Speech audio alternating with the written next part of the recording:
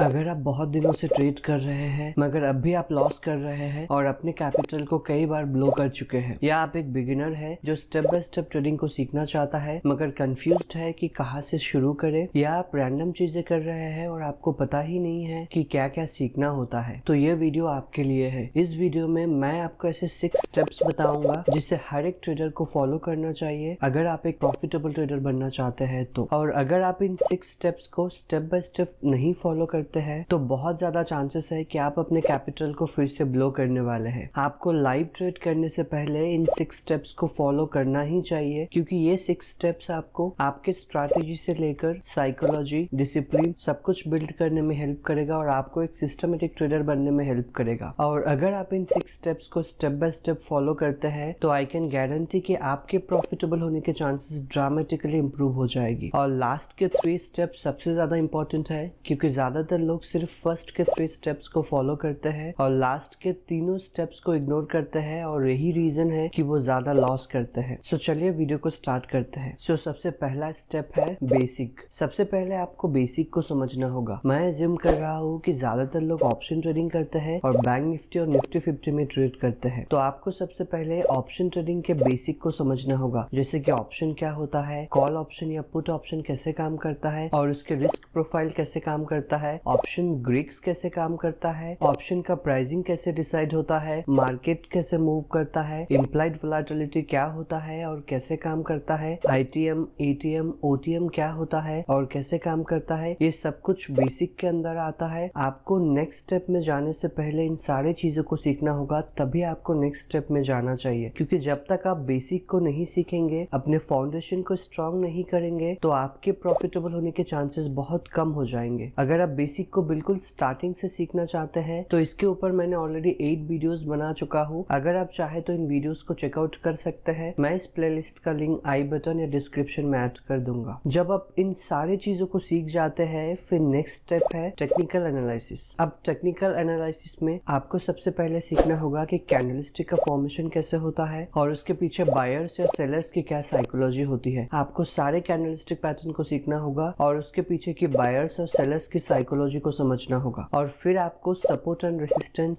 Supply and demand, multiple time frame analysis, volume, top down analysis को सीखना होगा। Next आपको trend line, channels, price action pattern जैसे कि double top, double bottom, head and shoulder etcetera. और अगर आप एक इंडिकेटर बेस्ड ट्रेडर है तो आपको इंडिकेटर को सीखना होगा, जैसे कि moving average, MACD, RSI, stochastic RSI etcetera. और आपको ये सब कुछ इसलिए सीखना होगा क्योंकि इन सभी चीजों को कंबाइन करके आपको स्टेप 3 को करना होगा। और स्टेप 3 है स्ट्रैटेजी। जब आप बेसिक और टेक्निकल एनालिसिस को सीख जाएंगे, फिर आ जाती है स्ट्रैटेजी। आपको किसी स्ट्रैटेजी को खुद क्रिएट करने की कोई जरूरत नहीं है। आपको यूट्यूब पर हजारों स्ट्रैटेजीज मिल जाएंगे। आपको अपने ट्रेडिंग स्टाइल के हिसाब से किसी स्ट्रैटेजी को सिलेक्ट करनी होगी। आप स्टार्टिंग में मैक्स 2 स्ट्रैटेजी से शुरू कर सकते हैं, नहीं तो अगर आप सिर्फ एक स्ट्रैटेजी से करेंगे तो और अच्छा होगा। आपका स्ट्रैटेजी रूल बेस्ड होनी चाहिए जो आपको एक एज प्रोवाइड करे। पर आपको कैसे पता चलेगा कि आपका स्ट्रैटेजी आपको मार्केट में एक एज प्रोवाइड कर रहा है या नहीं? आपका स्ट्रैटेजी काम करेगा या नहीं, या मार्केट में कोई एज प्रोवाइड करेगा या नहीं, इसे जानने के लिए आपको नेक्स्ट स्टेप को जानना होगा। तभी जाकर आपको पता चलेगा कि स्ट्रैटेजी काम करेगा या नहीं, या इस स्ट्रैटेजी की विनिंग प्रोबेबिलिटी कितनी है। और ज्यादातर लोग बस स्ट्रैटेजी पर आकर ही रुक जाते हैं और आगे के स्टेप्स को फॉलो नहीं करते हैं, जिससे वो लॉस करते हैं। सो नेक्स्ट स्टेप है back test and forward test. अब आपने बेसिक सीख लिया है, फिर टेक्निकल एनालिसिस को सीख लिया है, और फिर आपने ट्रेडिंग स्टाइल के हिसाब से एक स्ट्रैटेजी को भी चूज कर लिया है। अब आपका स्ट्रैटेजी एक रूल बेस्ड स्ट्रैटेजी होनी चाहिए। अगर आपने वर्ल्ड के टॉप ट्रेनर या ट्रेडर से भी स्ट्रैटेजी सीखे हैं, तब भी आपको अपने स्ट्रैटेजी को बैक टेस्ट और फॉरवर्ड टेस्ट करनी ही होगी, क्योंकि आपने जिससे भी सीखा है उन्होंने उस स्ट्रैटेजी को बैक टेस्ट किया है, तभी उनको पता है कि स्ट्रैटेजी का विनिंग प्रोबेबिलिटी कितना है और ये कौन सी सिचुएशन में काम करता है और कौन सी सिचुएशन में काम नहीं करता है। और हो सकता है कि वो स्ट्रैटेजी उनके लिए काम कर रहा है मगर आपके लिए काम ना करे, क्योंकि सबका ट्रेडिंग स्टाइल अलग अलग होती है। इसलिए back test and forward test करना बहुत ही ज्यादा जरूरी है, तभी जाकर आपको पता चलेगा कि स्ट्रैटेजी आपके लिए काम करेगा या नहीं और ये स्ट्रैटेजी प्रॉफिटेबल है या नहीं। और एक इम्पोर्टेंट चीज ये है कि आपको ये स्ट्रैटेजी को एटलीस्ट 1 ईयर के डेटा पर मैनुअली बैक टेस्ट करनी होगी, क्योंकि जब आप मैनुअली बैक टेस्ट करते हैं तो आप अपने ब्रेन को ट्रेन करते हैं और एक स्पेसिफिक पैटर्न को देखते हैं और फ्यूचर में जब भी आप उस पैटर्न को फिर से देखते हैं तो आपको पहले से पता होता है कि आपको क्या करनी है और आप क्विकली रिएक्ट करते हैं। इस वीडियो के लास्ट में मैं आपको एक ऐसा फ्री बैक टेस्टिंग ऐप बताऊंगा जहां पर आप मैनुअली बैक टेस्ट कर सकते हैं और प्रीवियस डेटा को प्ले करके बैक टेस्ट कर सकते हैं और देख सकते हैं कि आपका स्ट्रैटेजी काम कर रहा है या नहीं। और ये बिल्कुल फ्री ऐप है, सो इसे जानने के लिए make sure to watch the video till the end. Back testing से आपको पता चल जाएगा कि ये स्ट्रैटेजी का विनिंग प्रोबेबिलिटी क्या है, ये कब काम करता है और कब नहीं करता है, और उसके बाद आपको एटलीस्ट 1 महीने के डेटा में इसे फॉरवर्ड टेस्टिंग भी करनी होगी। फॉरवर्ड टेस्टिंग का मतलब है कि आप लाइव मार्केट में इस स्ट्रैटेजी को प्रैक्टिस करें, क्योंकि जब आप लाइव मार्केट में विदाउट मनी प्रैक्टिस करेंगे तो आप अपने ब्रेन को स्ट्रैटेजी के लिए ट्रेन करेंगे। आपको पता चलेगा कि रियल मार्केट में कौन से सिचुएशन में कैसे रिएक्ट करनी है, जिससे आपका कॉन्फिडेंस इस स्ट्रैटेजी को लेकर और बढ़ेगा। और जब आप बैक टेस्ट या फॉरवर्ड टेस्ट करते हैं तो इसमें आप साइकोलॉजी या डिसिप्लिन को बिल्ड नहीं कर सकते हैं, क्योंकि यहाँ पर आप विदाउट मनी प्रैक्टिस करते हैं। और साइकोलॉजी और डिसिप्लिन को बिल्ड करने के लिए हम एक और स्टेप्स को जानेंगे जहाँ पर आप अपने साइकोलॉजी और डिसिप्लिन को भी बिल्ड कर पाएंगे। नेक्स्ट स्टेप है optimising and risk management plan. अब आपके पास एक रूल बेस्ड स्ट्रैटेजी है और आपने उस स्ट्रैटेजी को बैक टेस्ट और फॉरवर्ड टेस्ट किया है। अब आपको अपनी स्ट्रैटेजी को ऑप्टिमाइज करना होगा ताकि आप अपनी स्ट्रैटेजी को और रिफाइन कर पाए। सबसे पहले आपको ये फाइंड आउट करनी होगी कि ये स्ट्रैटेजी कहाँ पर सबसे अच्छा काम करता है, यानी कि आपको ये फाइंड आउट करनी होगी कि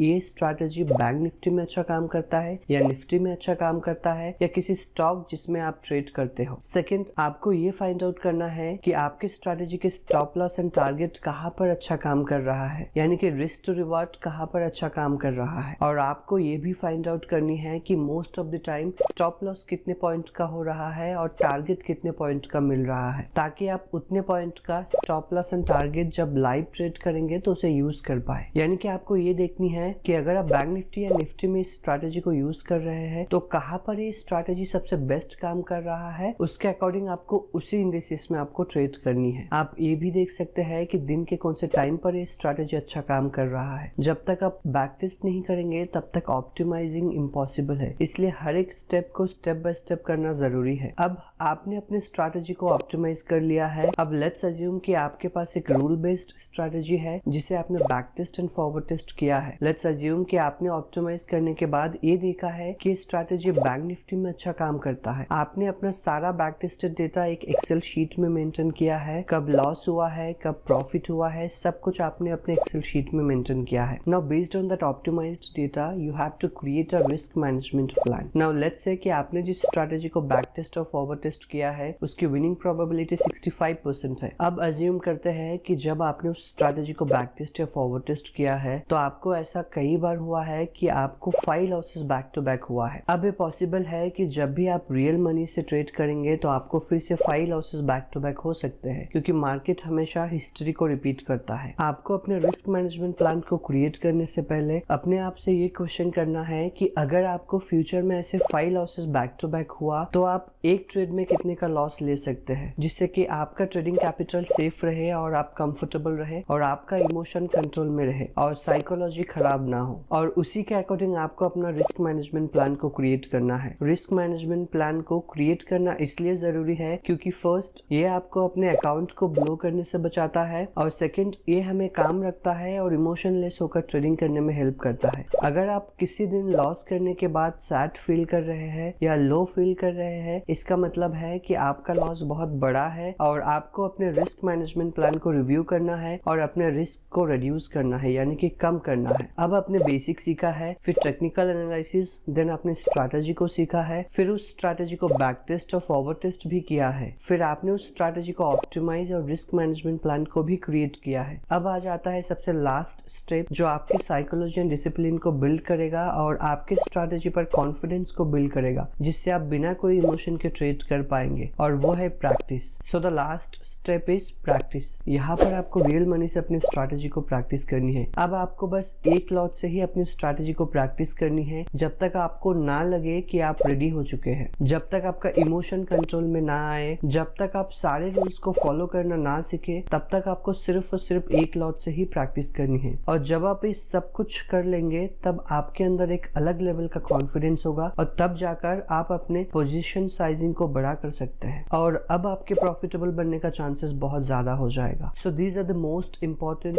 6 steps to become a profitable trader. अगर आप इनमें से किसी भी स्टेप्स पर है तो आपको नेक्स्ट स्टेप से कंटिन्यू करनी चाहिए और इन 6 स्टेप्स को कंप्लीट करनी चाहिए। मान लेते हैं कि आपके पास एक स्ट्रैटेजी है, अब आपको back test and forward test से लेकर बाकी के सारे स्टेप्स को कंप्लीट करनी होगी, तभी जाकर आप एक प्रॉफिटेबल ट्रेडर बन पाएंगे। और जैसे कि मैंने आपको कहा था कि आप एक ऐसे फ्री ऐप को यूज करके हिस्टोरिकल डेटा को प्ले करके बैक टेस्ट कर सकते हैं, तो वो ऐप है गोचार्टिंग। सो गोचार्टिंग एक फ्री ऐप है, आपको बस गूगल से या ईमेल से लॉगिन करनी है और फिर आप अपने स्ट्रैटेजी को प्रीवियस डेटा में बैक टेस्ट प्ले करके कर सकते हैं, जो कि बिल्कुल फ्री ऑफ कॉस्ट है। And I personally used it a lot and I feel कि ये एक बेस्ट ऐप है, क्योंकि यहाँ पर आपको फ्री में प्ले करने का ऑप्शन देता है और आप इस ऐप को यूज करके प्रैक्टिस कर सकते हैं। अगर आपको हमारा ये प्रयास अच्छा लगा तो वीडियो को लाइक और चैनल को सब्सक्राइब जरूर करें। Thank you for watching.